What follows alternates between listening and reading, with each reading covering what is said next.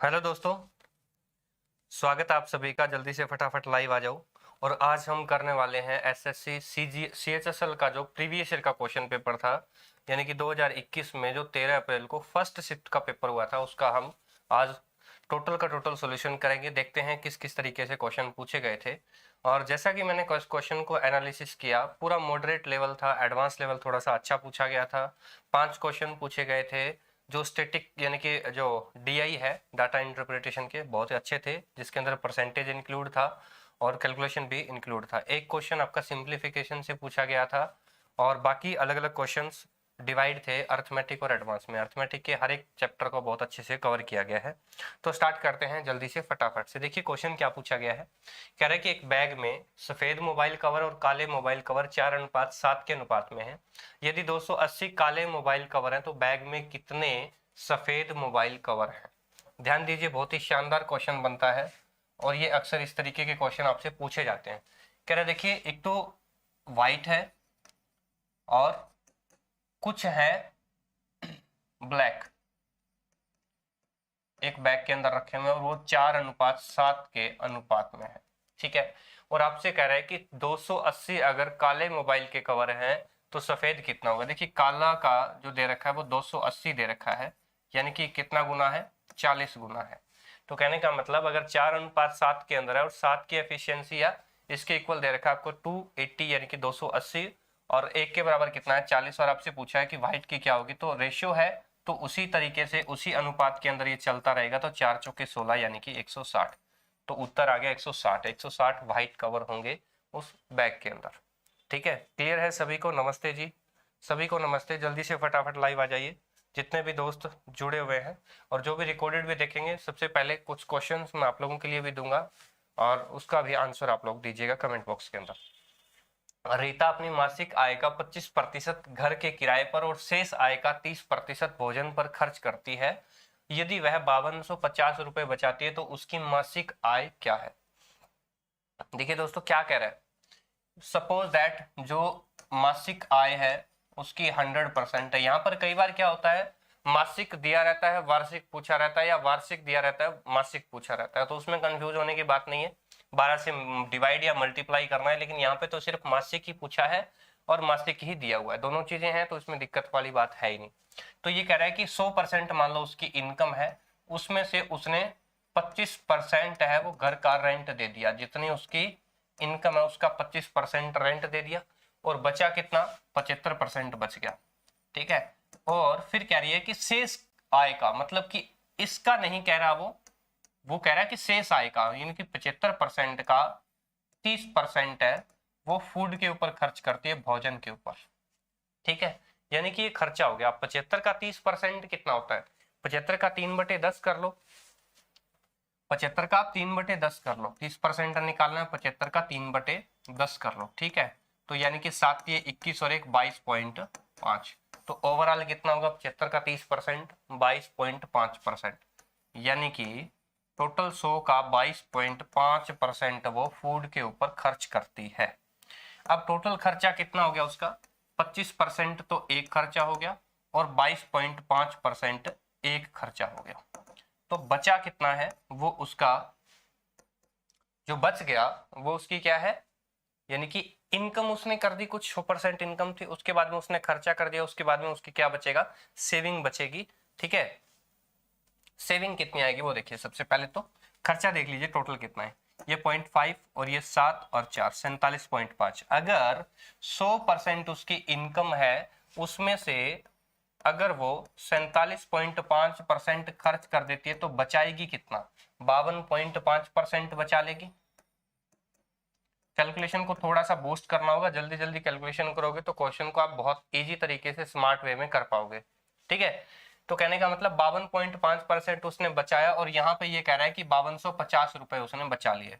जब 52.5% रिप्रेजेंट कर रहा है किसको, 5250 रुपए को, तो 1% किसको करेगा, किसको करेगा, 1% 100 को।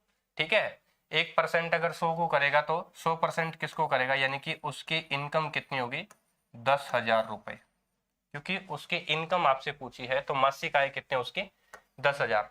यहाँ पर अगर आपसे पूछ लेता कि उसकी वार्षिक आय कितनी, तो 10,000 को आप 12 से मल्टीप्लाई कर देते, ठीक है, तो 1,20,000 उसकी क्या हो जाती, वार्षिक आय हो जाती। नेक्स्ट क्वेश्चन देखिए, ए और बी एक निश्चित कार्य को 6 दिन और 8 दिन में पूरा कर सकते हैं। मतलब ए और बी को अगर कोई काम दिया जाए तो वो 6 दिन और 8 दिन में अलग अलग तरीके से काम कर सकते हैं। उन्होंने 3 दिनों तक एक साथ काम किया, उसके बाद में सी काम पे लग गया और सी ने जो बचा हुआ काम था वो 2 दिनों के अंदर पूरा कर लिया। फिर कह रहा है कि बी और सी मिलकर के अगर दोनों मिल जाए बी और सी, तो उस काम का 3/4 यानी कि 3/4 भाग कितने दिन में पूरा करेंगे, आपसे ये क्वेश्चन पूछा गया है। तो इसके अंदर आपको सबसे पहले पता होना चाहिए कि एफिशिएंसी कैसे निकालते, क्योंकि वर्क की एफिशिएंसी डिपेंड करती है आप उस काम को करने में कितना टाइम लेते हैं, या आपकी एफिशिएंसी कितनी है, वो काम कितने दिन में आप पूरा करोगे। देखिए कह रहे कि ए और बी एक काम को 6 दिन में, ए तो 6 दिन में करता है और बी कितने दिन में, 8 दिन में करता है, ठीक है। यानी कि टोटल काम कितना हो सकता है, टोटल काम इनका हम एलसीएम लेते हैं, मान लो 24 टोटल काम है, टोटल वर्क मान लो इसको, ठीक है, क्लियर है। उसके बाद में हमारा काम रहता है कि हम इसकी एफिशिएंसी निकालें। अगर ए की एफिशिएंसी निकालते हो तो 6 चौके 24, 4 एफिशिएंसी है, बी की निकालते हो तो 3, 8 3 24, ठीक है।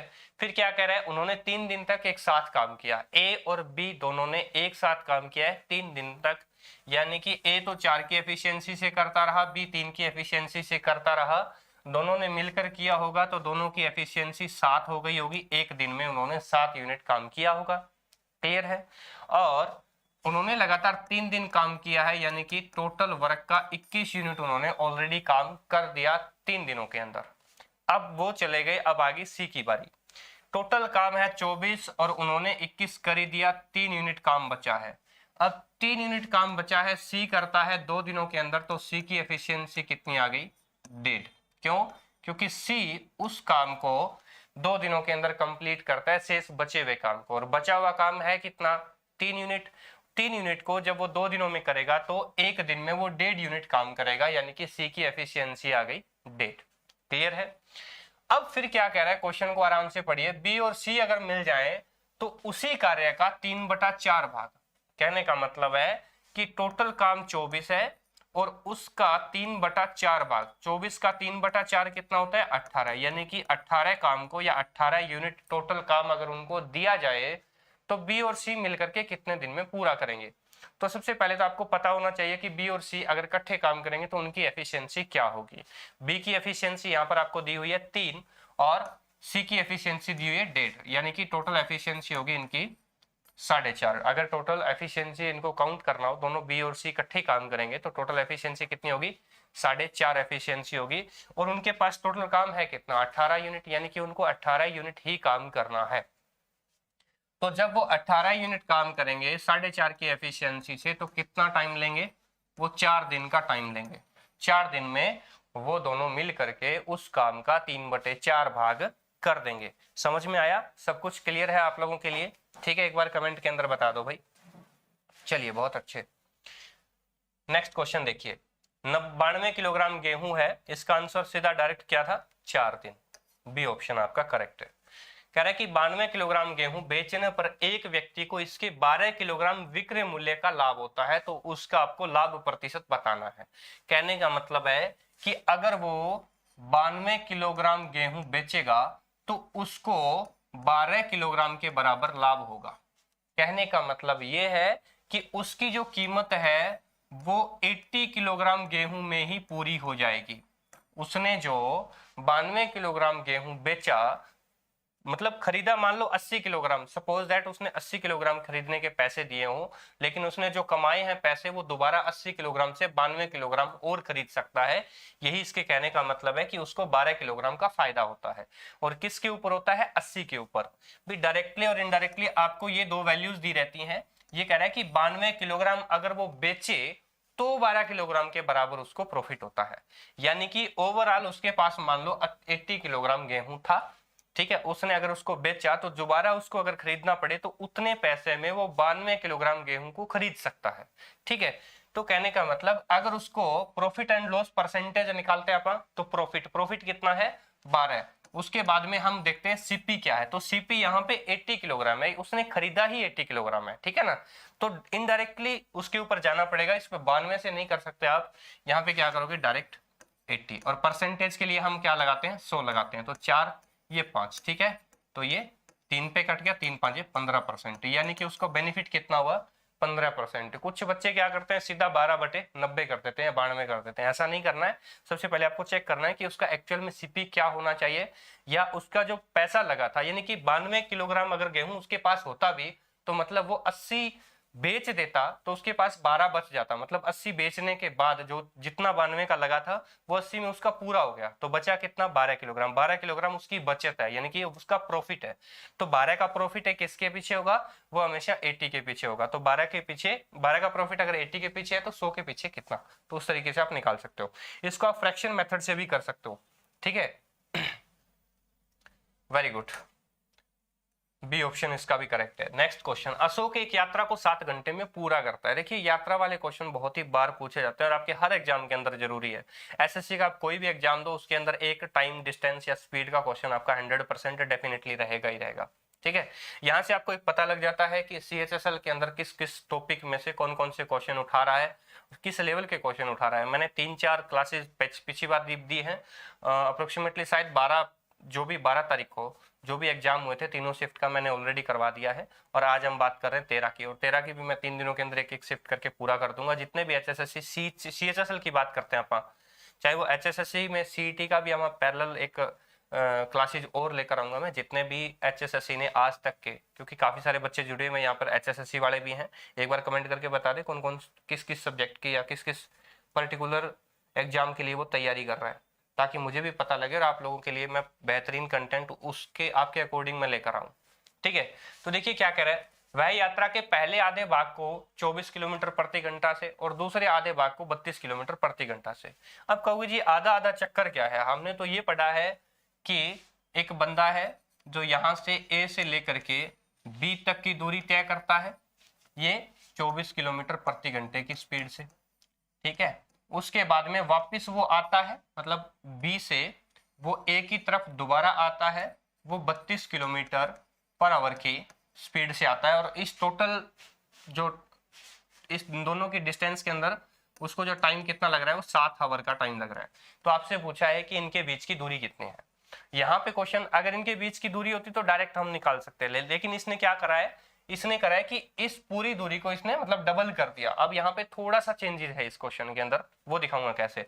अगर इस तरीके से आपसे पूछा होता कि ए से बी जाता है फिर बी से वापस ए जाता है, तो हम क्या करते हैं, इन दोनों का मल्टीप्लाई करते हैं 24 गुना 32, और नीचे इन दोनों का ऐड करते हैं और जितना टाइम लगा है उसको उससे डिवाइड करते हैं। ये क्या आ जाता है, हमारी एक दूरी आ जाती है, यानी कि ए से बी तक की दूरी। लेकिन इस भाई साहब ने बोला है कि आधे भाग, यानी कि ये जो दूरी आएगी वो इसकी आधी है, तो मतलब उसको हमें डबल करना पड़ेगा। बस इतना सा ही फर्क है, ज्यादा कोई डिफरेंस नहीं है। क्योंकि एसएससी सीजीएल और CHSL के अंदर कुछ ऐसे क्वेश्चन पूछे जाते हैं जो आपके दिमाग से खेलने की कोशिश करता है, तब आपको पजल होना ही पड़ता है। देखिए ये कितना होगा, 56 हो गया, 7 से काटोगे 8, ठीक है, 7 8 56, फिर 8 से काटोगे 3, तो 32 3 कितने हो गए, 96। यानी कि इसके कहने का मतलब है कि ए से लेकर के बी तक की जो टोटल दूरी है वो कितनी है, 96 किलोमीटर है। लेकिन आपसे क्या पूछा है कि ये जो 96 किलोमीटर है ना, वो आधा है, वो 96 किलोमीटर है, वो आधा है, तो आपसे इसका डबल कर देना है। तो डबल कितना होगा, 192। क्यों, क्योंकि ये कह रहा है कि जो ए से लेकर के जो बी की दूरी है ना, इसमें से आधे भाग को वो 24 किलोमीटर पर आवर में तय करता है और दूसरे भाग को वो 32 किलोमीटर पर आवर में तय करता है। और उन दोनों को तय करने में ये कह रहा है कि 7 आवर का टाइम लेता है, एक यात्रा है उसकी 7 आवर का टाइम लेता है। बस इसमें और इसमें यही फर्क है। कई बार इस तरीके से दिया रहे तो उसको डबल करना है, क्योंकि वो डिस्टेंस दोबारा नहीं ट्रेवल कर रहा है, वो अलग अलग सेपरेट डिस्टेंस को 2 पार्ट के अंदर डिवाइड करके वो ट्रेवल कर रहा है 2 स्पीड से। नेक्स्ट क्वेश्चन क्या कह रहे हैं, 99,000 रुपए की एक राशि है, 12.5% प्रतिवर्ष की दर से 9 महीने की अवधि के लिए आपसे पूछा है साधारण ब्याज। सिंपल इंटरेस्ट का क्वेश्चन आपका एक 100% रहेगा, अदरवाइज कंपाउंड इंटरेस्ट जरूर रहेगा, मतलब दोनों इंटरेस्ट में से एक क्वेश्चन आपका डेफिनेटली रहेगा। यहाँ पर इस क्वेश्चन को बहुत ही लेवल, मतलब कि अच्छे लेवल का नहीं कह सकते, नॉर्मल लेवल है, कुछ भी नहीं है, क्योंकि जब सिंपल इंटरेस्ट के अंदर आपसे अगर 9 महीने की अवधि बोल दे तो इसका कोई मतलब नहीं बनता है। ये चीजें कंपाउंड इंटरेस्ट के अंदर मायने रखती है कि उस क्वेश्चन को आप डिफिकल्ट बना सकते हो या मॉडरेट लेवल का, अच्छे लेवल का बना सकते हो। क्या कह रहा है, 99,000 रुपए की राशि है, ठीक है, और फिर कह रहा है 12.5%, 12.5% की फ्रैक्शन कितनी होती है, 1/8, मतलब कि क्या लगेगा, 8 के ऊपर यानी कि 1 रुपए का इंटरेस्ट लगेगा, 8 के ऊपर 1 रुपए का इंटरेस्ट लगेगा, ठीक है। और 9 महीने, अब देखिए 9 महीने हैं, इसको साल बना लो तो 9/12 कर लो तो 3/4 हो जाएगा ये, यानी कि 3/4।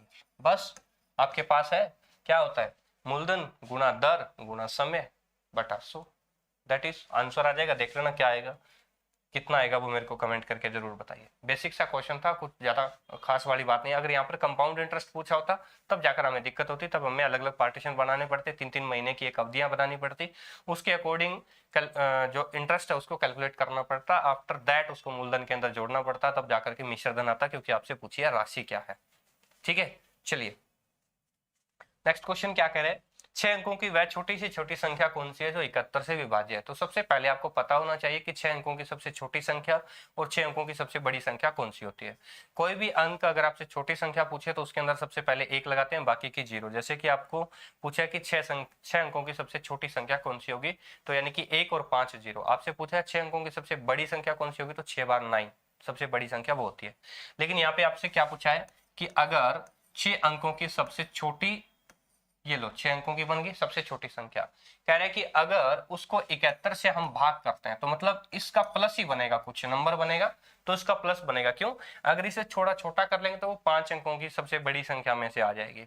अगर आपसे ये भी पूछ सकता था कि 5 अंकों की सबसे बड़ी संख्या कौन सी है, तो हम 5 बार 9 को भाग 9 से, मतलब 9 को 71 से भाग कर देते, ठीक है। तो अब इसको 71 से भाग करना है और देखना है कि लगातार भाग करने के बाद कितने नंबर की इसके अंदर कमी आती है। कमी आती है तो उतना नंबर 71 में से घटा करके इस नंबर में आपको जोड़ देना है, अदरवाइज वो घटा देना है नंबर, जितना शेष बचे। क्योंकि इसमें क्या होगा कि कुछ शेष बचेगा, अपने को शेष नहीं बचाना है, अपने को शेष बचाना है किसमें, नेगेटिव में। बस जो नेगेटिव में शेष बचे इन दोनों का डिफरेंस इसमें जोड़ देना है, तो लगभग डायरेक्टली क्वेश्चन का आंसर यही होगा। क्योंकि 71 है वो इस संख्या से, क्योंकि अगर आपने संख्याओं के साथ खेला होता तो आपको 100% पता होता कि 71 से कोई भी नंबर या कोई भी नंबर को अगर आप मल्टीप्लाई करते हो तो किससे, यानी कि इसका सीधी सी बात है कि यूनिट डिजिट है वो 9 ही आएगा, जब भी करोगे तो इसका भागफल का यूनिट डिजिट 9 आएगा। नेक्स्ट क्वेश्चन कह रहा है एक वस्तु को उसके अंकित मूल्य पर 25% और 38% की दो लगातार छूट दी जाती है और उसको 372 रुपए में बेचा जाता है, और आपसे पूछा है कि कुल छूट कितनी है, और आपसे पूछा है वो कुल छूट रुपयों के अंदर कितनी है, रुपयों के अंदर कुल छूट पूछा है। तो सबसे पहले आपको क्या कह रहा है, एक तो 25% और एक 38%, उसकी लगातार छूट, सक्सेसिव डिस्काउंट की बात कर रहा है ये। सक्सेसिव डिक्रीज और सक्सेसिव इंक्रीज दोनों चीजें मैंने आपको बताई थी। सक्सेसिव इंक्रीज आपका कंपाउंड इंटरेस्ट के अंदर यूज होता है, डिक्रीज आपका डिस्काउंट के अंदर यूज होता है। सक्सेसिव डिक्रीज का मतलब ये है कि ये कहने का मतलब 25 और 38 को जोड़ मत देना, 25% सबसे पहले 100 में से 25% बढ़ाओ, 125% हो जाएगा, फिर उसके अंदर 38% बढ़ाओ, यानी कि अगर सक्सेसिव इंक्रीज की बात करते हैं तो। लेकिन यहाँ पे हम डिक्रीज की बात करते हैं, देखिए क्या करें, 25% का मतलब है कि 25% डिक्रीज करना है, मतलब उसके ऊपर डिस्काउंट देना है, छूट देना है। तो 25% की फ्रैक्शन कितनी होती है, 4, 1/4, यानी कि 4 पर 1 का डिस्काउंट। अगर कोई वस्तु 4 की है तो उसको वो 3 में बेच रहा है, ठीक है। और 38% का फ्रैक्शन वैल्यू कितनी होगी, 19 दूनी 38, 19/50, ठीक है। यानी कि 50 वाली कोई वस्तु है वो 31 की होगी। अगर कोई 50 की वस्तु थी वो कितनी की होगी, 31 की हो गई, ठीक है। तो ओवरऑल अगर आपको निकालना हो तो 50 चौके 200, यानी कि 200 की जो वस्तु है वो 31 दिए कितना होता है, 93 रुपए की, उसके ऊपर उसका डिस्काउंट मिल रहा है। कितना मिल रहा है, 93 रुपए का डिस्काउंट मिल रहा है, अगर ये 2 सक्सेसिव डिस्काउंट आपको दिए हों। सक्सेसिव डिस्काउंट के ऊपर मेरी पूरी वीडियो बनाई हुई है मैंने एक पूरी, उस चैनल के माध्यम से आप जाकर के देख सकते हो। क्या कह रहा है, 372 रुपए में बेचा जाता है। तो कहने का मतलब 200 रुपए के ऊपर अगर 93 रुपए की छूट है, ₹200 के ऊपर अगर 93 रुपए की छूट है तो यानी कि 107 रुपए उस मतलब वस्तु की एक्चुअल अमाउंट हो गई, यानी कि 107 यूनिट मान सकते हो आप। 107 यूनिट उस वस्तु की एक्चुअल अमाउंट है, और वो किसको रिप्रेजेंट कर रहा है? वो 372 को कर रहा है। ठीक है, बेचा जाता है, मतलब 107 यूनिट है वो 372 में बेचा जाता है।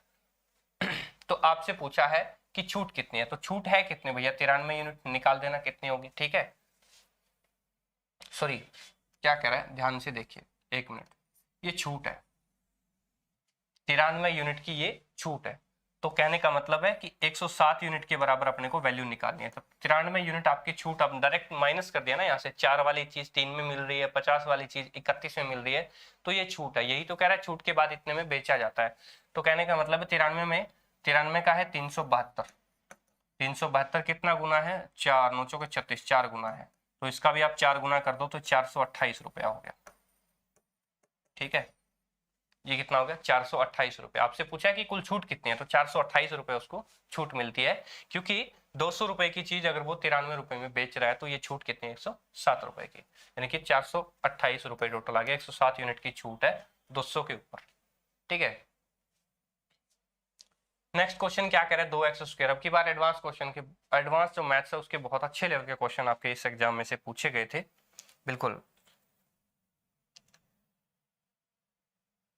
पीडीएफ आपको अगर चाहिए तो टेलीग्राम चैनल है मैथ्स बाय संदीप चौधरी के नाम से, सर्च करोगे टॉप पे आएगा, उसको आप ज्वाइन कर लीजिए, उसके अंदर आपको सारी पीडीएफ मिल जाएगी।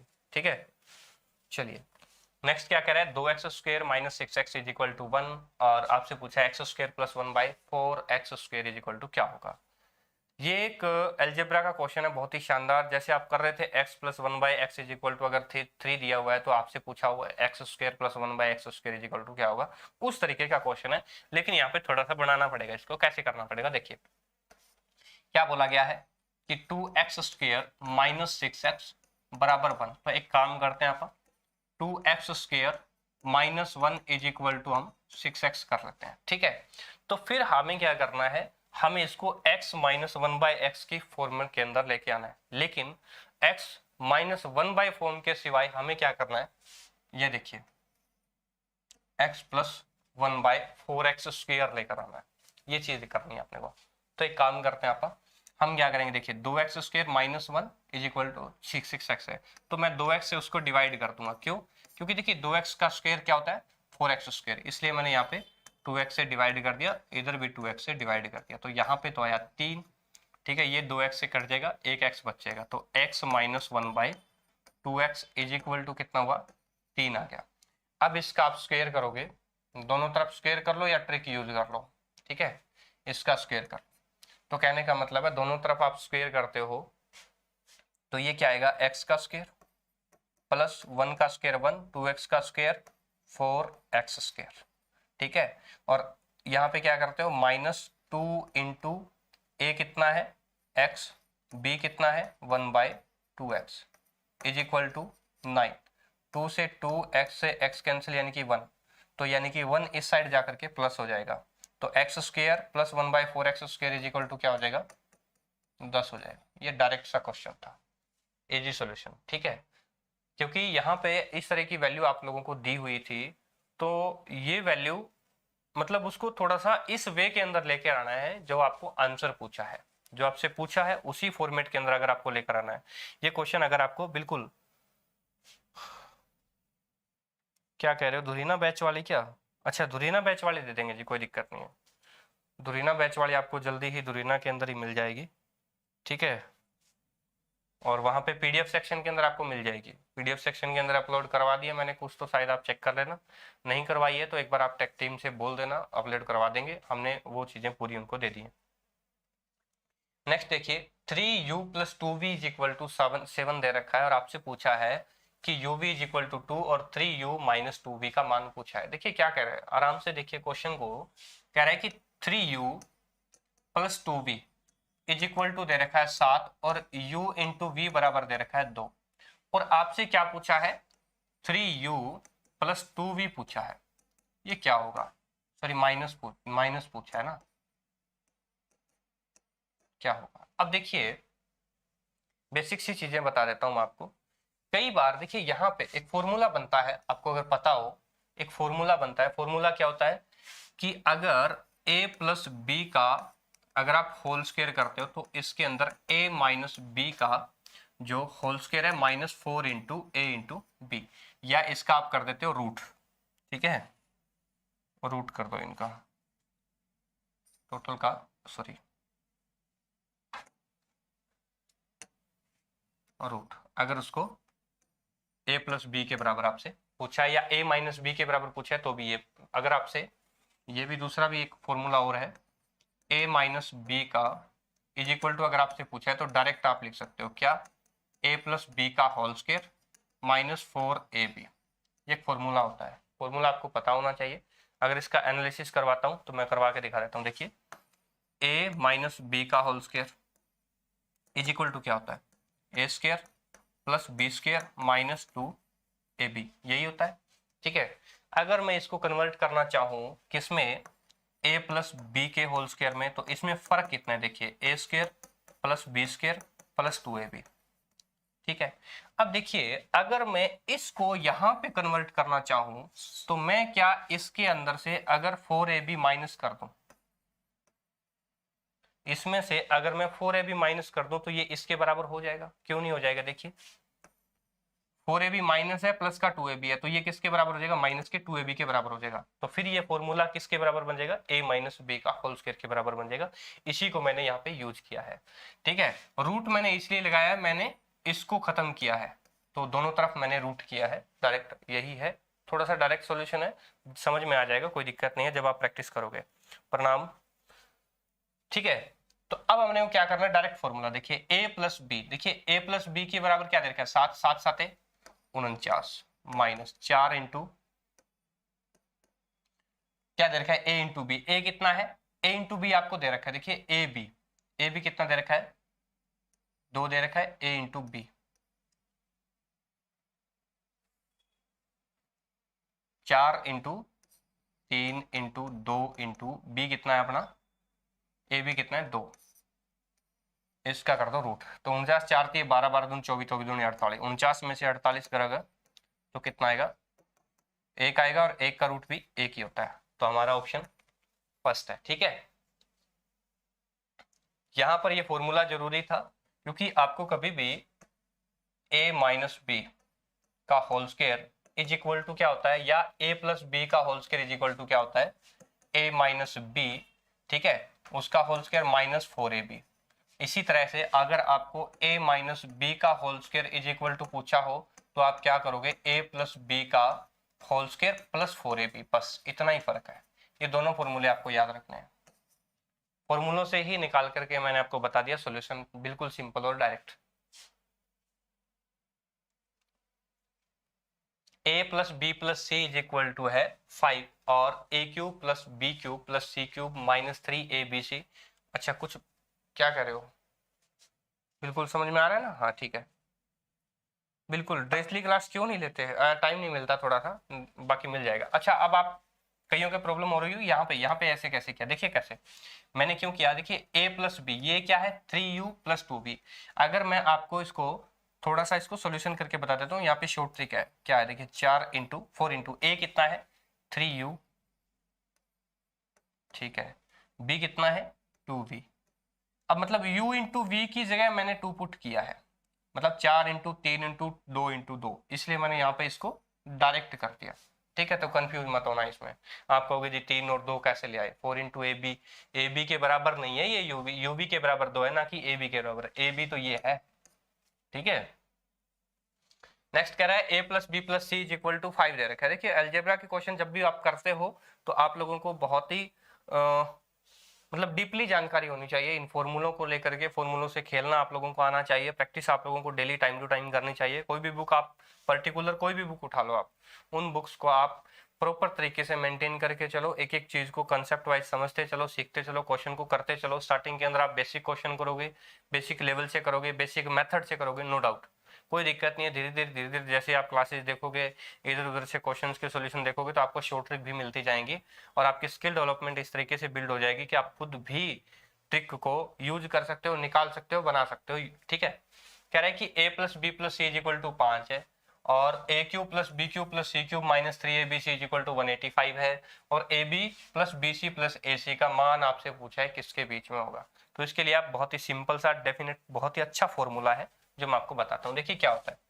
फॉर्मूला बता रहा हूँ, a cube plus B cube plus C cube minus 3abc, इसके बराबर एक फॉर्मूला होता है, अगर आपको पता हो तो, क्या a plus B plus c, ठीक है, और into a plus B plus c का whole square minus 3 into a B plus B C plus a c या सी ए, ठीक है, ए सी कह दो या सी ए कह दो, ये फॉर्मूला होता है। बाकी सारी चीज की वैल्यू आपके पास है, इसकी वैल्यू आपके पास है 185, इसकी वैल्यू आपके पास है 5, ठीक है, और इसकी वैल्यू आपके पास है 5 5 25, ठीक है, और माइनस 3 इंटू ये आपको निकालना है, a B plus B C plus C a आपको निकालना है। डायरेक्ट सा सोल्यूशन है, कोई दिक्कत है ही नहीं। यहां से इसको काट दो, 3 5 15, 3 7 37 आ गया ना, 5 7 35, 5 3 15 और 3 18, ठीक है, बराबर अब कितना आया 25 माइनस 3 और ये जो भी है, ठीक है, 25 इसमें से माइनस करोगे 12 आएगा, बराबर माइनस का 3, और ये जो है 3 से इसको डिवाइड करोगे माइनस का 4 आएगा। तो A B plus B C plus C A is equal to क्या आया, माइनस का 4। तो कहने का मतलब है, आपसे पूछा है कि इसका मान किसके बीच में होगा, तो कहने का मतलब है क्या 5 और 9 के बीच में माइनस का 4 हो सकता है, नहीं हो सकता। माइनस 3 और 1 के बीच में नहीं हो सकता, 1 और 5 के बीच में नहीं। माइनस 7 और माइनस 3 के बीच में माइनस 4 का मान हो सकता है, ठीक है, क्लियर है। अब से डेली क्लास लगेगी, नो टेंशन, ठीक है। शेयर करते रहो भाई वीडियो को, जरूरी है आप लोगों का एक शेयर, आपका एक लाइक हमारे लिए एक थोड़ा सा मोटिवेशन देता है, ताकि हम आप लोगों के लिए बहुत ही बेहतरीन और ज़बरदस्त क्लास, ज़बरदस्त कंटेंट के साथ लेकर आएँ। तो इसलिए मैं आप लोगों से गुजारिश करता हूँ, हर बार की वीडियो को लाइक करते रहा करिए, जहाँ पर ज़रूरत है वहाँ पर कमेंट करते रहिए। वीडियो के अंदर कोई और, जैसे कि कोई भी टॉपिक का सोल्यूशन आपको चाहिए, तो आप कमेंट बॉक्स में लिख करके दे सकते हैं, हम उसकी वीडियो बना करके आप लोगों को प्रोवाइड करवा देंगे। क्या कह रहे हैं, आपकी बात क्वेश्चन है बहुत ही अच्छे। देखिए कह रहे हैं केंद्र ओ के एक वृत्त में एक ट्राइंगल है पी क्यू आर, कोई केंद्र बनाना पड़ेगा सबसे पहले, तो चलिए ये बन गया, ठीक है। और इसके बाद में ये इसके क्या कह रहा है, ओ के एक वृत्त में पी क्यू आर ट्राइंगल है, एक ट्राइंगल है पी क्यू आर,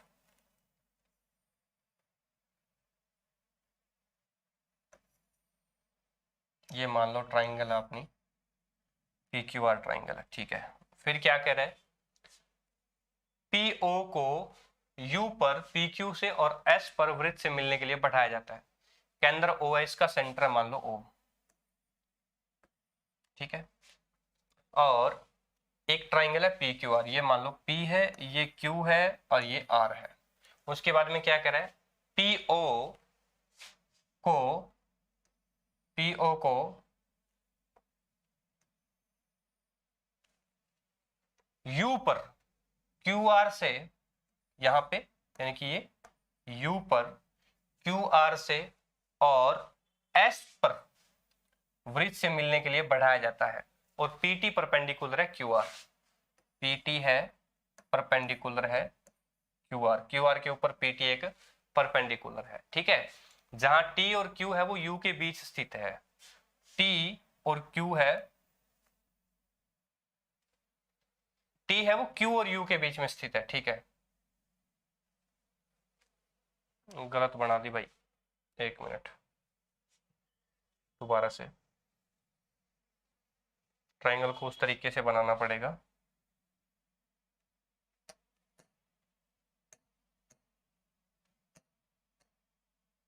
दोबारा देखते हैं,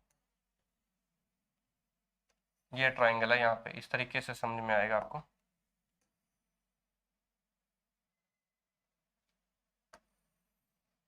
ये है, ठीक है। अब देखिए पी क्यू आर है और यहाँ पे है पॉइंट ओ, मान लो ये सर्कल है, ठीक है, और ये पी टी एक परपेंडिकुलर है यहाँ पे, और ये पी ओ को मिल रहा है, ठीक है।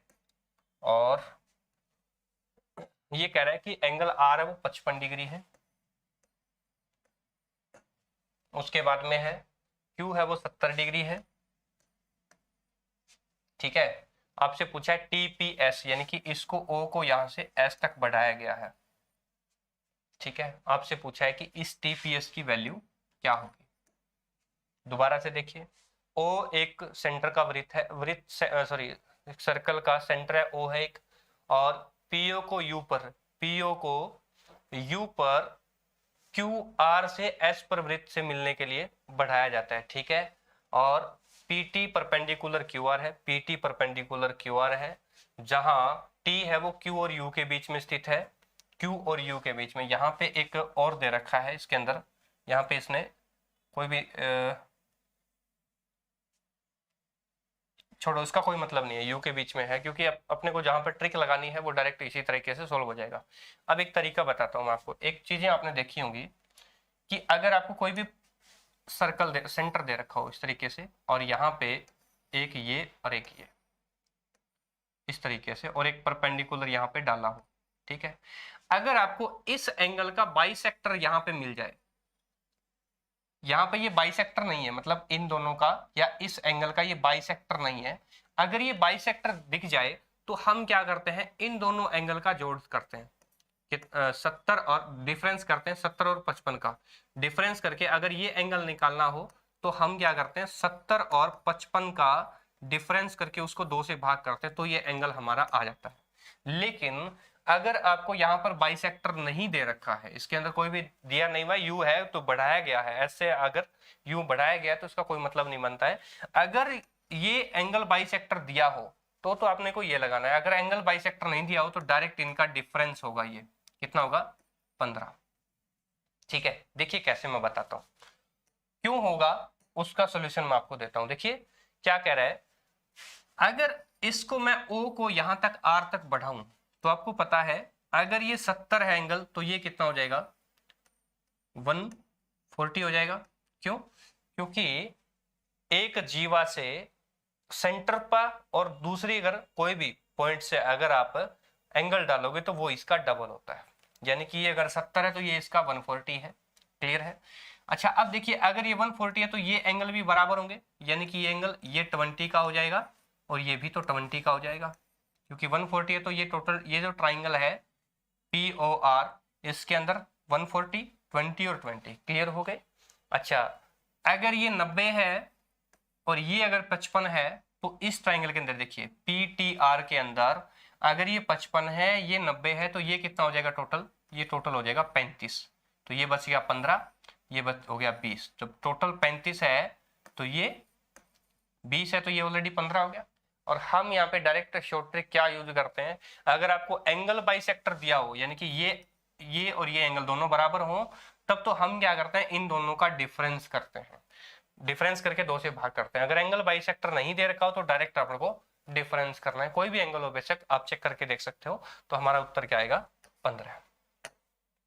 नेक्स्ट क्वेश्चन क्या करे, 5 sine square theta is equal to 3 into 1 plus cos theta है, और थीटा का मान 0 से 90 डिग्री के बीच में होना चाहिए, और आपसे पूछा है cosec theta plus cot theta की वैल्यू क्या होगी। देखिए बहुत ही शानदार प्रश्न है, क्या कह रहा है, 5 साइन स्क्वायर थीटा और इधर देखा 1 प्लस कोस स्क्वायर थीटा। सबसे पहले आपको फॉर्मूला पता होना चाहिए कि अगर साइन स्क्वायर थीटा है तो इसको क्या बोल सकते हैं हम, 1 माइनस कोस स्क्वायर थीटा लिख सकते हैं ना, क्योंकि ये कोस की फॉर्म के अंदर आ जाएगा। तो मतलब 5 साइन स्क्वायर थीटा, ठीक है, बराबर है 3 इंटू 1 प्लस कोस थीटा, ये दिया हुआ था। तो एक काम करते हैं, अपन साइन स्क्वायर थीटा को क्या लिख सकते हैं, मैं 1 माइनस कोस स्क्वायर थीटा लिख सकता हूं। अच्छा 1 माइनस कोस स्क्वायर थीटा यानी कि एक square theta minus cos square theta, तो मैं इसको एक बार प्लस एक बार माइनस कर दूं, कोई डाउट नहीं है। तो कहने का मतलब है मैं इसको लिख रहा हूं 1 प्लस कोस थीटा और 1 minus cos theta is equal to क्या आएगा, 3 इंटू 1 प्लस कोस थीटा। तो कहने का मतलब है कि कोस थीटा से ये 1 प्लस कोस थीटा से कोस थीटा कट गया, 3/5 आ जाएगा। 1 माइनस कोस थीटा के इज इक्वल टू क्या आएगा, 3/5, और कोस थीटा के इज इक्वल टू क्या आएगा, 1 इधर जाकर के माइनस हो जाएगा, या कोस थीटा इधर जाओ 3/5 इधर आ जाएगा, तो cos theta is equal to क्या आएगा, 2/5। अब कोस थीटा आप करते हो पंडित बद्री प्रसाद कर लो वैसे कुछ भी, या लाल कक्का का फॉर्मूला होता है, ठीक है। अब देखिए यहाँ पे होता है cos, यानी कि b बाई एच, तो ये क्या है, b है और ये है h। अब कोई भी आप ट्राइंगल बनाते हो तो उसके अंदर अगर आपको h कितनी दे रखी है, 5 दे रखी है, बेस आपको 2 दे रखा है, तो ये 5 5 25 माइनस 4 यानी कि ये कितना आया, √21। तो परपेंडिकुलर कितना आ गया, √21। ठीक है। अब आपसे पूछा है कोसेक थीटा। कोसेक थीटा क्या है भैया, साइन है, इधर कोसेक होता है। कोसेक थीटा क्या होता है, h बाई पी। h कितना है, हाइपोटेनिस 5 है, परपेंडिकुलर कितना है 5 बटे √21 प्लस कोट थीटा क्या है, sine cos tan cosec sec cot, इधर होता है कोट थीटा। कोट थीटा क्या है, b बाई पी 2 बटे √21। ठीक है। जब बेस सेम हो तो डायरेक्ट ऐड कर दो, 7 बटे √21 आ गया। ठीक है। 7 को मैं 49 लिख सकता हूँ, रूट में ले लूँ तो 49 बटे 21, तो यहाँ से काट तो 7 से 7 बटे 3 आ गया, और √7 बटे 3 आपका आंसर आ गया। कहाँ है ये रहा। ठीक है। इस तरीके से क्वेश्चन को सोल्व करना है आपको, क्योंकि ये क्वेश्चन टाइम थोड़े से टाइम टेकिंग है। ठीक है। क्वेश्चन नहीं दिख रहा, क्या दिक्कत आ रही है भाई, खुश नसीब सीईटी। हाँ सीईटी के लिए भी इंपॉर्टेंट है, क्योंकि सारी चीजें आप लोगों के लिए हैं। और जैसे जैसे आप अगर थोड़ी सी अच्छे लेवल की चीजें की तैयारी करते हो, तो नॉर्मल जो लेवल है उसके लिए आप चिंता करने वाली बात है ही नहीं, क्योंकि उनको आप बहुत अच्छे से टॉलरेट कर पाओगे। अब आप चीजें ही आसान करोगे, क्वेश्चन में अगर एग्जाम के अंदर कोई क्वेश्चन पूछ लिया जाए आपसे थोड़ा सा डिफिकल्ट, तो उसको आप छोड़ दोगे। इसलिए डिफिकल्ट के ऊपर गौर करना सीखो। ए बी और सी डी वृत्त की 2 जीवाएं हैं, ध्यान दीजिए क्या कह रहा है। एक वृत्त है ये, उसकी ए बी और सी डी 2 जीवाएं हैं। ये मान लो ए बी है और ये मान लो सी डी है, ये 2 जीवाएं हैं, ए बी और सी डी। ठीक है। और ये कह रहा है अच्छा ई पर प्रतिच्छेद करती है क्या, कोई बात नहीं, हम प्रतिच्छेद करवा देंगे। ये ए बी है, ये सी डी है, मान लो ये ए बी है और ये सी डी है, ई पर प्रतिच्छेद करती है। ठीक है। यदि बीईसी अगर 125 डिग्री हो तो, और ईबीडी 28 हो, ई बी और डी अगर 28 हो, यानी कि ये एंगल अगर 28 हो, और आपसे पूछा है कि बी ए सी यानी कि ये एंगल क्या होगा, तो मैं आपको बता दूं डायरेक्ट सी बात है भैया। जब ये 125 है तो ये कितना होगा, 125 है, 180 में से माइनस कर दो, कितना आएगा, 55 आएगा। ठीक है। क्लियर है, सीधी सी बात है, 55 हो गया। अच्छा ये 55 है, ये 28 है, तो ये 180 माइनस कर दो। ठीक है, ये एंगल आ जाएगा। ये 25 है तो ये भी कितना होगा, 55 होगा। ये जो एंगल है वो यही होगा, तो ये एंगल है वो ये क्यों नहीं होगा, तो कहने का मतलब ओवरऑल आंसर कितना आया, 28, और उसमें से जोड़ो इसको 28 और 55 को, 125 55। आपसे क्या पूछा है, ए बी और सी डी एक वृत्त की 2 जीवाएं हैं जो बिंदु ई पर काटती हैं। बी ई और सी 125 है और ई बी डी 28 है। अच्छा ई बी डी 28 है, ठीक है, सॉरी ई बी डी 28 है, सही है, कोई दिक्कत नहीं है। और बी ए सी का माप क्या है, बी ए सी यानी कि ये एंगल पूछा है, ठीक है, कोई दिक्कत नहीं है। तो ये 125 है, ये 55 है, ये आपको 28 दे रखा है, ये 55 है, ये 28 है, तो 125 में से 28 निकाल दो, कितना आया, 97। अगर ये 97 तो ये भी कितना होगा, 97 होगा। क्यों होगा मैं बताता हूं। देखिए अगर कोई भी आपको इस तरीके की फिगर दिखती है कि अगर दो आपस के अंदर कोई जीवाएं काटती हो, तो अगर ये दो इस तरीके से आप बनाते हो पैरेलल, तो ये एंगल हमेशा इसके बराबर होगा, यानी कि ये दोनों क्या होंगे, सेम होंगे, बराबर होंगे, और ये एंगल इसके बराबर होगा, ध्यान रखना। ठीक है। तो यहाँ पर ये 97, तो ये भी कितना होगा, 97, ये 28 और ये कितना होगा, ये भी 28 होगा। ठीक है, ये रूल है। तो आंसर कितना आया, 97। ट्राइंगल एबीसी है जिसके अंदर डीई पैरेलल एबी है, एक ट्राइंगल दे रखी है आपको एबीसी, बनाइए। ये एबीसी एक ट्राइंगल है, ठीक है, क्या कह रहा है, डीई पैरेलल है एबी के। ओहो, ट्राइंगल ए बी सी में डीई पैरेलल है किसके, ए बी के। आप डीई इधर बना लेते हैं, चलो उल्टी बन गई, बाकी कोई दिक्कत नहीं है। ठीक है, अब कह रहा है डी और ई क्रमशः भुजा, डी और ई क्रमशः भुजा ए सी, डी है वो ए सी के ऊपर है और बी है वो ई है वो बी सी के ऊपर है। ठीक है, एफ सी और डी, एफ है वो सी और डी के बीच में है, सी और डी के बीच में यहाँ पे पॉइंट है एक, एफ है। ऐसा बिंदु है कि E F parallel B D, E F parallel B D है, यानी कि ये इसके पैरेलल है, ठीक है, और ये इसके पैरेलल है, ये आपको दिया हुआ है। फिर क्या कह रहा है, यदि ए डी बराबर 15 है, ए डी बराबर अगर ये टोटल 15 है और डी सी बराबर 10 है, तो आपसे पूछा है कि सी एफ की लंबाई क्या है, आपसे इसकी लंबाई। बहुत आसान है ये तो, देखिए कैसे। अब देखिए यहां पे क्या कह रहा है, जब दो पैरेलल लाइंस, यहां पे देखिए इस ट्राइंगल के अंदर, यानी कि ये अगर पैरेलल है तो ये ट्राइंगल इसके सिमिलर होगी, क्लियर है।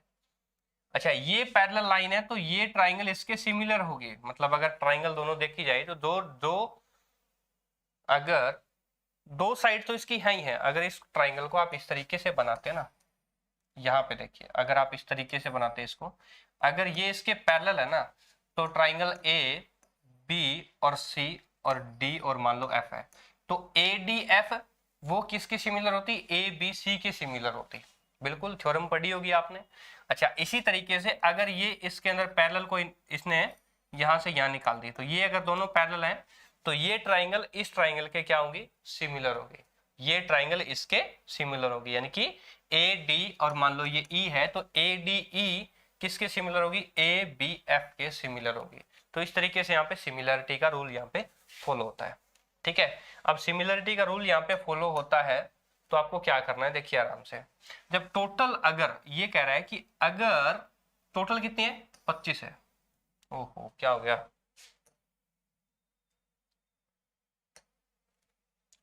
टोटल अगर 25 है भैया, ये क्या है, ध्यान दीजिए, ये इसका मिड पॉइंट दे रखा है, ये इसका मिड पॉइंट दे रखा है, तो मान के चलिए कि ये ए सी का ये डी भी एक पार्टीशन के अंदर इसको डिवाइड करता है, 15 और 10 के अंदर इसको डिवाइड करता है, यानी कि 10/25। अगर इसको निकालेंगे, अगर इस साइड अपने को नहीं दी होती तो ये क्या है, 10/25 है, यानी कि ये टोटल जो सी डी है अगर वो 10 है तो total c d by a c, c d by a c, तो इसके बराबर भी रेशियो होना चाहिए c f by c d का।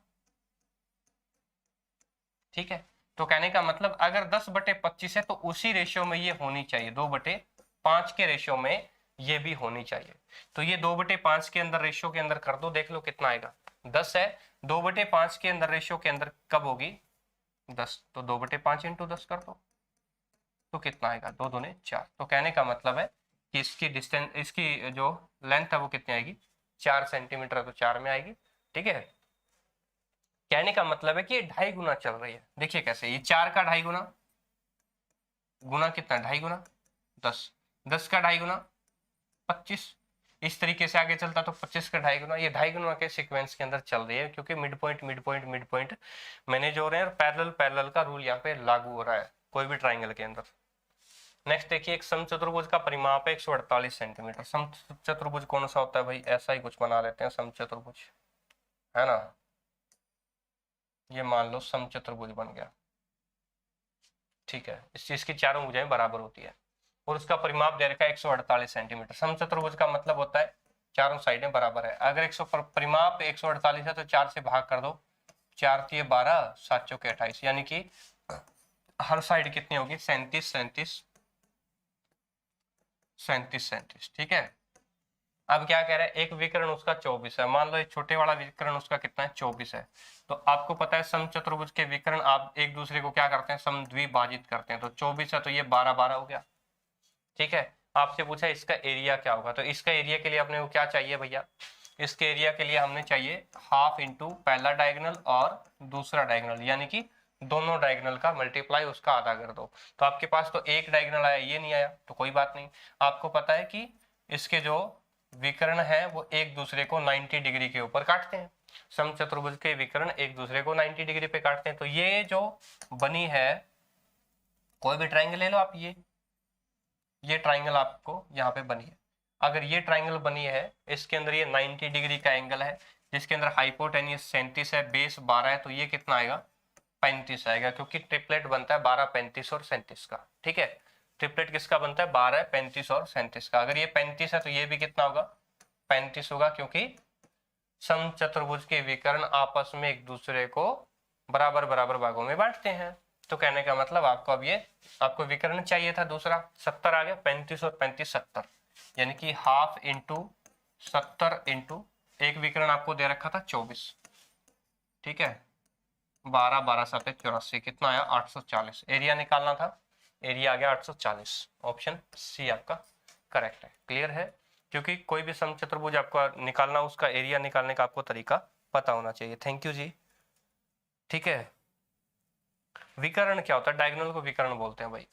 ठीक है, डायगोनल को बोलते हैं विकर्ण। विकर्ण निकालने के लिए आपको पता होना चाहिए, क्योंकि सबसे पहले जो ये जो लग रहा है ना 90 डिग्री, ये पता होना चाहिए भी इसके अंदर जो विकर्ण है एक दूसरे को 90 डिग्री पे काटते हैं, तभी हम ट्रिपलेट लगा पाएंगे। ट्रिपलेट आपको अच्छे तरीके से पता होना चाहिए। ट्रिपलेट बार बार मल्टीप्लाई होता है, जैसे 3 4 5 है तो 3 का मल्टीप्लाई, 4 का मल्टीप्लाई, 5 का मल्टीप्लाई, उसी रेशियो के अंदर चलता रह सकता है। इसलिए काफी सारे ट्रिपलेटर मैंने जो स्टार्टिंग के अंदर एक मेरी क्लास यहाँ पे मिलेगी, उसमें सारे के सारे ट्रिपलेट आपको लिखवाए हुए हैं, बारीकी से लिखवाए हुए हैं, इसी चैनल के माध्यम से आप देख सकते हो। नेक्स्ट क्वेश्चन देखिए, cosec theta plus cot theta divide by cosec theta minus cot theta is equal to 7 आपको दे रखा है, और आपसे पूछा है 4 साइन स्क्वायर थीटा प्लस 5 और 4 साइन स्क्वायर थीटा माइनस 1 का मान क्या है। तो सबसे पहले आप कंपोनेंडो और डिवाइडेंडो रूल को पता होना चाहिए आपको। क्या कह रहे हैं, cosec theta plus cot theta है और डिवाइड बाय है cosec theta minus cot theta, और इज इक्वल टू दे रखा है 7। अब मैं बताऊं, डायरेक्ट रूल को फॉलो करते हैं, आपको बहुत ही अच्छी शॉर्ट ट्रिक है। देखिए क्या है, जब आपको cosec plus cot, cosec minus cot दे रखा है, तो कोसेक बटे कोट थीटा की वैल्यू निकालनी बता देता हूँ। ठीक है, कोसेक थीटा बटे कोट थीटा डायरेक्ट वैल्यू होती है 7 में 1 जोड़ दो 8, 7 में 1 जो घटा दो 6। ठीक है, क्योंकि कोसेक और कोट का डायरेक्ट रिलेशन होता है। Cosec cot square theta minus cot, cosec square theta minus cot square theta is equal to 1 होता है। ठीक है, जब इसको आप कंपोनेंट और डिवाइडेंडो करोगे तो ये इसका स्क्वायर बनेगा, यहाँ पे इसका स्क्वायर बनेगा, तो इसमें क्या आ जाएगा, इस साइड तो माइनस हो जाएगा और नीचे क्या, ऊपर तो प्लस हो जाएगा, नीचे क्या होगा माइनस होगा। तो कहने का मतलब है कि इसकी वैल्यू कितनी आई 4/3 आ गई। ठीक है, अब कोसेक थीटा को आप क्या लिख सकते हो, 1/cos थीटा लिख सकते हो। कोट थीटा को आप क्या लिख सकते हो, कोस थीटा बटे साइन थीटा लिख सकते हो। सॉरी, कोसेक थीटा को 1/sin थीटा लिख सकते हो। ठीक है, साइन से साइन कैंसिल, 1/cos क्या होता है सेक थीटा, यानी कि ये क्या वैल्यू आ गई, सेक थीटा की वैल्यू आ गई 4/3। अब एक ट्राइंगल बनाओ, राइट एंगल ट्राइंगल बनाते हैं।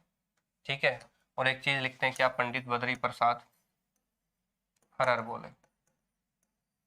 ठीक है, अब क्या कह रहा है, सेक थीटा के बराबर 4/3 है। सेक थीटा क्या होता है, sine cos tan cosec sec, ये सेक होता है। सेक का मतलब h/b, h/b, यानी कि हाइपोटेनियस कितना है 4 है, हाइपोटेनियस है 4 और बेस कितना है 3 है। तो 4 चौके 16 और 3 3 16 में से 9 7, यानी कि √7 आ गया इसका ये। अब आपसे क्या पूछा है देख लो, sine square theta, sine theta की वैल्यू कितनी है p/h। ठीक है, p/h perpendicular by hypotenuse, perpendicular कितना √7, 7 बटे हाइपोटेनियस, यानी कि √7/4। तो sine theta is equal to क्या आएगा, √7/4 है ना। ठीक है, और जब साइन स्क्वायर करोगे तो इसका भी स्क्वायर करना है आपको, और √7/4 यानी कि 7/16 बन गया। तो इसको डायरेक्ट पुट कर दो, वैल्यू डायरेक्ट ही पुट कर दो। 4 इंटू यानी कि 4 7 28, 28 बटे ये क्या है 16 प्लस 5, और उसके डिवाइड में लिखेंगे, 1 मिनट थोड़ी सी जगह कम है ना, दिक्कत होगी यार ये तो। यहाँ करते हैं चलो, 4 गुणा 7, 7 चौके 28 बटे 16, ठीक है, प्लस में 5 डिवाइड बाय 4 इंटू 7 28 बटे 16 -1, ठीक है। अब आपको डायरेक्ट करना क्या, देखिए 16 5 80, 80 और 28 कितना होता है 108, ठीक है। 16 कम 16, 28 और 16 का डिफरेंस कितना होता है 12, डायरेक्ट, क्योंकि 16 16 नीचे से कट जाएंगे, तो कितना आएगा 12 निमे 8, 12 निमे 108, 9 आएगा। तो आपसे पूछा है कि इसका मान क्या है, 9 आ गया। क्लियर है, डायरेक्ट, ठीक है जी। यहाँ पे क्या शॉर्टकट लगा, देखिए एक तो होता है कंपोनेंट और डिवाइड एंड रूट। कहने का मतलब है कि इसको जब आप सोल्व करोगे cosec theta minus cot theta से मल्टीप्लाई, इसी से डिवाइड, मतलब उसके उल्टे से, तो ऊपर तो बनेगा कोसेक थीटा का square plus coat square theta, और नीचे बनेगा cosec theta square minus cot square theta. तो ये क्या होगा, इसमें एक का 1 हो जाएगा। तो कहने का मतलब जब कंपोनेंट और डिवाइडेंडो का लगाओगे तो ऊपर क्या होगा 7 + 1, नीचे क्या होगा 7 - 1, तो ये 4/3 आ जाएगा। यहाँ पे एक फॉर्मूला होता है, cosec theta is equal to 1/sin theta लिख सकते हैं, cot theta is equal to cosec upon sine लिख सकते हैं। तो साइन से साइन कैंसिल, क्योंकि दूसरी से चौथी कैंसिल होती है, 1/cos थीटा आ गया। 1/cos थीटा किसके बराबर होता है, सेक थीटा के बराबर होता है। सेक थीटा के बराबर वैल्यू है 4/3, और सेक थीटा को हम क्या लिख सकते हैं h/b, यानी कि हाइपोटेनियस बाय बेस। हाइपोटेनियस की वैल्यू 4 है, बेस की वैल्यू 3 है। हमारे पास एक राइट एंगल ट्राइंगल थी जिसके अंदर 4 चौके 16 -3 थे 9, 16 में से 9 गए 7, 7 का करा रूट, ठीक है। क्यों, क्योंकि ये पाइथागोरस थ्योरम है, √7 आ गया। उसके बाद में आपसे पूछा है 4 into sine square theta plus 5, 4 sign square theta -1। Sign theta की वैल्यू निकालनी है, p/h होता है, p कितना है परपेंडिकुलर √7 है, और h कितना है 4 है। लेकिन अपने को यहाँ पे साइन थीटा की नहीं, साइन स्क्वायर थीटा की निकालनी है, तो इसका स्क्वायर कर लेंगे, 7/4 चौके 16, 7/16 आ गया। अब इसको यहाँ पे 7/16 वैल्यू पुट कर दो, डायरेक्ट सॉल्यूशन कर दो, आंसर आ जाएगा। एक समकोण त्रिभुज का परिमाप क्या है जिसकी भुजाएं 20√3 15√3 है। देखिए यहाँ पे भी ट्रिपलेट लगेगा, बहुत ही शानदार ट्रिपलेट आपको सीखने को मिलेगा। समकोण त्रिभुज है, ये कोण समकोण है 90 डिग्री का है, ठीक है। परिमाप पूछा है, भुजाएं कितने हैं 20√3 और 15√3, ये 20√3 है और ये 15√3। ध्यान दीजिए, अब ये क्या कह रहा है, सॉरी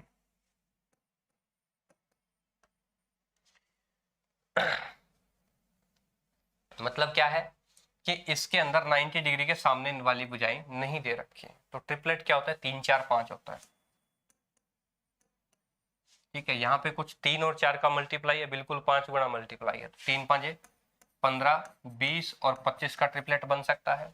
तो यहाँ पे भी 15 20 है, तो ये 25 का ट्रिपलेट बन सकता है, और √3 सभी के साथ मल्टीप्लाई है, तो मल्टीप्लाई लगा दो, यानी कि तीनों साइड अपने पास आ गई। बाय यूजिंग ट्रिकी मेथड यूं कह सकते हो, भी अपने पास ट्रिपलेट का ऑप्शन है। ट्रिपलेट बहुत ही बढ़िया है ना, आपको कैलकुलेशन करने की जरूरत, डायरेक्ट शॉर्टकट आ जाता है, दिमाग खराब नहीं होता है, सबसे बढ़िया बात। अब क्या कह रहा है, इसका क्या करना है, पेरीमीटर निकालना है। तो 15 20 25, तो 20 का ट्रिपलेट कर दो, क्या दिक्कत है, 20 20 30 60, 60√3, क्योंकि आपको पता है समान अंतराल है 15 20 और 25, तो बीच वाली संख्या का ट्रिपल कर दो, तो 20 30 60, 60√3 आंसर आ गया। जोड़ दो बेसिक 15 और 25 40 और 20 60√3, ठीक है। चलिए नेक्स्ट क्वेश्चन क्या कह रहा है, अब की बार ये सॉल्यूशन है, ये आपको करना है। सिंप्लीफिकेशन का बहुत ही शानदार प्रश्न है, टाइम लगेगा, टाइम लगेगा मतलब कि आप लोगों का थोड़ा सा जो सिंप्लीफिकेशन के लिए कैलकुलेशन जो ट्रिक है, स्किल है, वो आपकी बढ़ेगी इससे। एक क्वेश्चन को करके कमेंट के अंदर आंसर देना कौन सा उत्तर आएगा, ठीक है। नेक्स्ट क्या कह रहा है, व्यापारी कंपनी द्वारा, ये तो बहुत ही मतलब बहुत ईजी क्वेश्चन है, सारे के सारे आप चेक कर लेना, स्क्रीनशॉट ले लो, उसको कमेंट करके आंसर देना, ठीक है। मैं थोड़ा सा हिंट दे दूंगा, देखिए क्या कह रहा है, मैं हिंट दे देता हूँ। 4 5 6 और 7, ध्यान दीजिए, 4 2004 2005 2006 और 2007 के अंदर जो औसत कितना आता है 18950। तो एक काम करिए ना, इसको 4 संख्या 4 से मल्टीप्लाई करिए, जो उत्तर आएगा वो देखते हैं। उसके बाद में कह रहा है ये कि 5 2006 2007 और 2008 के अंदर जो औसत है वो कितना है, 21,725 है, 21,725 है। ये भी तो 4 सालों का है, तो इसको मल्टीप्लाई करिए। ठीक है, उसके अंदर क्या कह रहा है, ध्यान दीजिए, इसके अंदर 3 चीजें हैं। एक तो ये कॉमन है पहला तो, ठीक है। दूसरा क्या है, अलग अलग ये चीज है बस।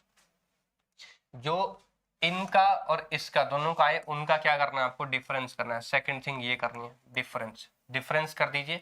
जो डिफरेंस आएगा उसमें से आपको इन दोनों में से एक की वैल्यू दी रहेगी। यहाँ पे देखो 2008 में बेची गई वस्तुओं की संख्या है 12,750, इसकी है 12,750। तो जो आएगा उसमें से 12,750 माइनस कर देना। जो 2004 के अंदर जितनी वस्तुएं बेची थी उनका आपके पास आंसर आ जाएगा डायरेक्ट। इतना ही करना है और कुछ नहीं करना है, ठीक है। कई बार इस तरीके से क्वेश्चन आपसे पूछ लिए जाते हैं, मतलब पहला एक मिसिंग दे देता है, लास्ट में एक एक्स्ट्रा दे देता है आपको। पहले 4 5 6 7 का दे दिया, फिर 5 6 7 8 का दे दिया। तीनों चीजें ये तो कॉमन है। यहाँ पे देखिए 4 सालों का है, औसत दे रखा है, तो 4 से मल्टीप्लाई करोगे टोटल आ जाएगा। यहाँ पर भी 4 सालों का औसत दे रखा है, 4 से मल्टीप्लाई करोगे टोटल आ जाएगा। उन टोटल का डिफरेंस करोगे तो आपको 8 और 4 का सम मिल जाएगा। क्योंकि इन दोनों का अगर आप डिफरेंस करोगे तो ये किससे कैंसिल हो जाएंगे, बचेगा क्या, 4 और 8, मतलब 4 और 8 का सम आपको मिल जाएगा। जब 4 और 8 का सम मिल जाएगा, जिसके अंदर 8 की वैल्यू तो आपको ऑलरेडी दे रखी है, तो उसके अंदर से माइनस कर दो, डिफरेंस में से बची हुई किसकी आ जाएगी, 4 की आ जाएगी। तो जो आएगी वो आंसर मेरे को कमेंट बॉक्स के अंदर बता दीजिएगा। अब नेक्स्ट क्वेश्चन देखिए, बहुत ही प्यारा प्रश्न है। देखिए भाई, जल्दबाजी का तो यूं है, क्योंकि चीजें क्या है, यहाँ पर जो CHSL वाले बंदे हैं, हाँ CET वाले बच्चे हैं, उनको थोड़ी सी दिक्कत हो सकती है समझने में। लेकिन जो CHSL वाले बच्चे हैं उनका माइंड ऑलरेडी इतना डेवलप होता है कि वो हर शॉर्ट ट्रिक को करने में कामयाब होते हैं, इजी टू अंडरस्टैंड होते हैं उनके लिए, ठीक है, समझ जाते हैं। चलिए नेक्स्ट देखिए क्या कह रहे हैं। वर्ष में कंपनी पर कुल व्यय अनुसंधान, कुल व्यय अनुसंधान जोड़ लेना भैया, 15 10 25 5 30 20 50 और 25 75, 75 और 25 कितना, 100, 100 टोटल अनुसंधान का ऊपर टोटल व्यय है। कुल व्यय टोटल कितना है, 100 है, ठीक है। उसके बाद में कह रहा है अनुसंधान, अनुसंधान का मतलब होता है रिसर्च, रिसर्च पे 20 है, ठीक है। कितना गुना है भैया, रिसर्च पे तो है 20 और टोटल है 100, कितना गुना है, 5 गुना है। मतलब ऐसे ऐसे क्वेश्चन, बेफालतू क्वेश्चन आपसे यहाँ से पूछ लेता है। ये 5 नंबर तो बिल्कुल फ्री के ही है, क्योंकि यहाँ पे आपको पूरा सफिशिएंट डाटा रहता है जिसमें आप निकाल सकते हो। फिर देखिए क्या कर रहा है, ई वर्ग है। अब ई वर्ग कौन सा है भैया, ई वर्ग ये है, ई वर्ग, ठीक है। ई वाला ये साइड ई है ना, एफ आ गया डायरेक्ट, ये डी आ गया, अच्छा ये आ गया, बी आ गया, ये लाइनिंग वाला ए आ गया, अच्छा उसके बाद में है बी आ गया, ए आ गया, उसके बाद ये दोनों फर्क है ना थोड़ा थोड़ा, ये एफ आ गया, ठीक है। और सी वाला ये है शायद, और ई वाला ये है, ठीक है, ई ये है। अब आपसे पूछा क्या, देखिए थोड़ा सा ना पहचानने की दिक्कत होती है इसके अंदर से, इस तरीके से डाटा दे रखा है। फिर कह रहे हैं कि ई के अंदर लड़कों और लड़कियों का अनुपात है वो 4:3 है। तो वर्ग बी के अंदर लड़कियों की संख्या है, उससे गर्ल का जो अनुपात है इससे पूछा है कि कितना है। यहाँ पे टोटल लड़कों लड़कियों की संख्या दे रखी है, लड़कों की संख्या दे रखी है ए में 36, कोई मतलब नहीं, हमें तो ई में चेक करना है, ई के अंदर आपको निकालना है, ठीक है। लेकिन अपने को बी के अंदर दे रखा है, तो बी के अंदर 26 दे रखा है, देखिए बी के अंदर 26 दे रखा है। तो इस तरीके से रिलेट कर लीजिए कितना आएगा। आपसे पूछा है कि टोटल अगर 300 छात्र हैं तो 300 छात्रों के अंदर प्रतिशत, टोटल 300 छात्र है और आपसे पूछा है कि 300 छात्रों के अंदर एक तो बी के अंदर लड़कियों की संख्या और ई में लड़कियों की संख्या, दोनों में लड़कियों की संख्या निकाल लो और दोनों का अनुपात बता दो कितना होगा। बहुत ईजी है।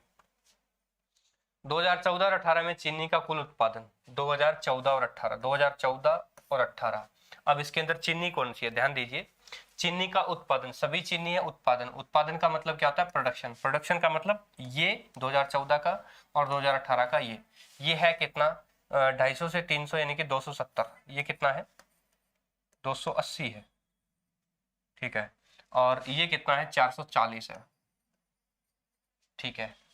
और 2015 और 19 में, 2015 और 19 में, 15 और 19 में क्या कह रहा है, कुल निर्यात मतलब एक्सपोर्ट, 2015 के अंदर एक्सपोर्ट कितना था 220 है, अच्छा, और 2019 में कितना है 380 है,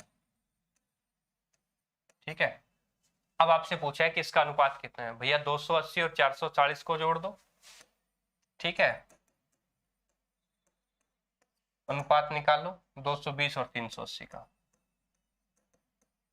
बस आंसर दे दो, कितना होगा बता दीजिए, ठीक है। इसी तरीके से कह रहा है 2015-16 में सभी कंपनियों की औसत बिक्री कारोबार 2014-15 में, ये कह रहा है कि 2015-16 में जितनी भी कंपनियां हैं, सारी कंपनियां, 5 कंपनियां दे रखी हैं आपको, उन कंपनियों का औसत बिक्री कारोबार। अब 2015-16, ये 2015-16 का डाटा, यानी कि ये लाइन है सभी कंपनियों का, ये डाटा, ये डाटा, ये डाटा और ये डाटा, उनको जोड़ दो। अच्छा, फिर 2014-15 में ए, सी और ई, 2014-15 में ए, सी और ई, इनका कितना प्रतिशत है, बस सीधी सी बात है, टोटल को इन ऊपर वाले को जोड़ लो और इनको जोड़ लो और उनका अनुपात आपको प्रतिशत के अंदर बताना, परसेंटेज, ठीक है। ज्यादा लंबा चौड़ा इशू इसमें है नहीं। तो ये क्वेश्चन थे 5 क्वेश्चन, ये बिल्कुल फ्री के ही है, उसमें थोड़ा सा आपको टिक मार्क करने की जरूरत है, क्योंकि टिक मार्क के बिना आप पजल हो जाते हैं 2014-15 क्या है, अनुपात, प्रोडक्शन, जो भी चीजें आप लोगों को दी रहती है। तो दोस्तों ठीक है, आज की वीडियो के लिए इतना ही, और कल फिर मैं आऊंगा आप लोगों के लिए सेकंड शिफ्ट का एग्जाम लेकर के, कल पूरा सोल्यूशन करेंगे। कैसा लगा फटाफट से कमेंट के अंदर जरूर बताइए। थैंक यू, जय हिंद, जय भारत, वंदे मातरम।